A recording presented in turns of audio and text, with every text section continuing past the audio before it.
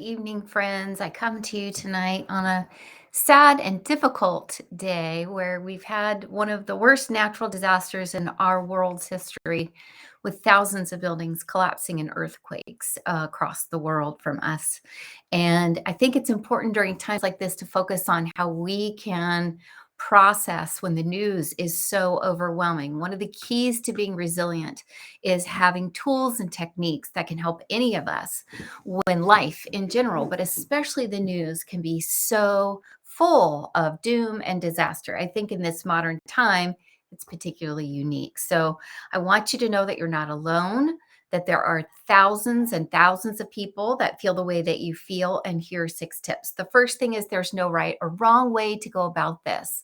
If you're feeling super upset and connected, even though this disaster happened across the world from you, that's okay. If you're feeling like you should feel more sad than you do, that's okay. You're not right or wrong. Manage it in the way you want to manage it, right? If you're worried about your reaction, that might be different. But if you're just thinking, I don't understand how I need to be responding to this, the way you're responding is just fine. No one should stand in judgment of you, and you shouldn't stand in judgment of others and how they're processing the overwhelming news. The next thing is to express your feelings in a healthy way. Sometimes that comes easily through writing or speaking or talking to a therapist, a friend, a parent, a family member, but you need to get those feelings out. If you're feeling overwhelmed and upset, then you need to be able to process that and not just bottle it up and push it down, because we all know the body remembers, right? So that's going to be coming back to you later. Look for the helpers is the third suggestion, or maybe be a helper. There are lots of opportunities where we can donate, and there's certainly opportunities to volunteer in our local communities for the things that might be feeling like a struggle there. Next, I want you to be a good steward of information. We've talked about this before when there are crises, and it's really important that we don't repeat information that we don't know to be true, and that we are thoughtful of information that we share, understanding that family, friends, and relatives may be consuming what we are presenting. So, just to be very thoughtful and careful and responsible with how we're transferring information to others. Next is to be thoughtful of children. Of course, this is going to be on every news screen. So maybe have those screens off today when kids are around. The actual concept of thousands of buildings collapsing is quite calamitous to any of us. But imagine how you would feel if you were young. Often kids want to personalize things. So, how do you explain to them that the building that they're in isn't going to collapse? We all know there's a million good reasons why we are safer and sounder in certain parts of the world and in certain structures than others. But to a child, it doesn't feel that way, right? We don't need to be giving Pollyanna advice or, to talk about something horrible like that, 7,000 already found dead, and then switch gears and say, oh, but we're safe. Nothing could ever hurt us, right? We need to be realistic and say natural disasters affect different areas in different ways. And I'm keeping you safe here. Look how we have prepared, right? Be age appropriate with those kids. But more importantly, just know little pictures have big ears.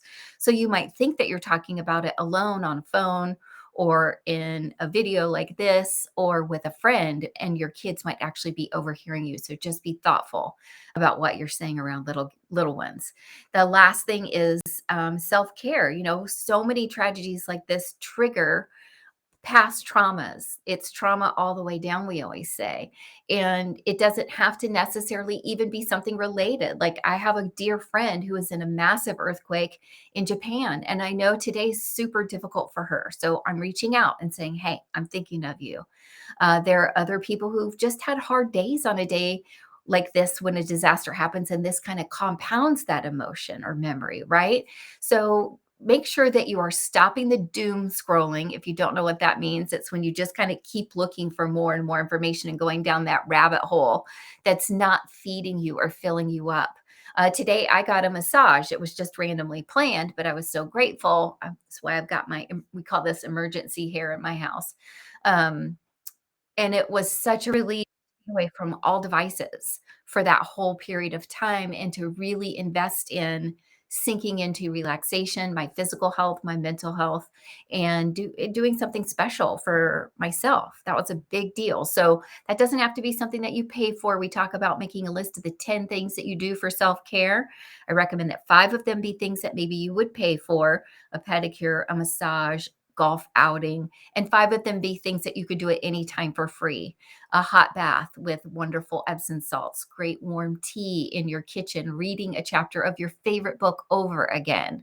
But when you have those 10 things on a notes on your phone, you can always go to them and refer to them. And I'm encouraging to do that tonight.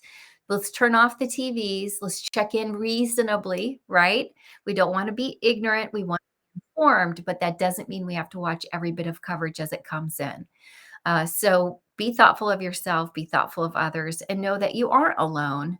You're in really good company, and that it is a hard time, and that news can be overwhelming, but news isn't everything, right?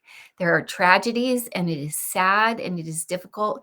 And in the same moment, there are beautiful, incredible, moving, positive, fabulous things happening everywhere around the world, too.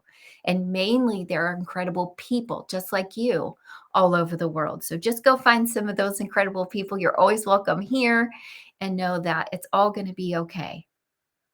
Okay? It doesn't always feel that way, but I want you to hear me. It's all going to be okay. It can be hard, it can be scary, it can be difficult, and you've gotten through all of that before. So it's all going to be okay. You guys hang in there tonight. Obviously, all of our thoughts and prayers and support and donations are headed that way. And we just pray that they find many, many people well, and that we are able to respond like helpers do. Take care, everybody. I love you so much. Please take good care of yourselves tonight. Take care.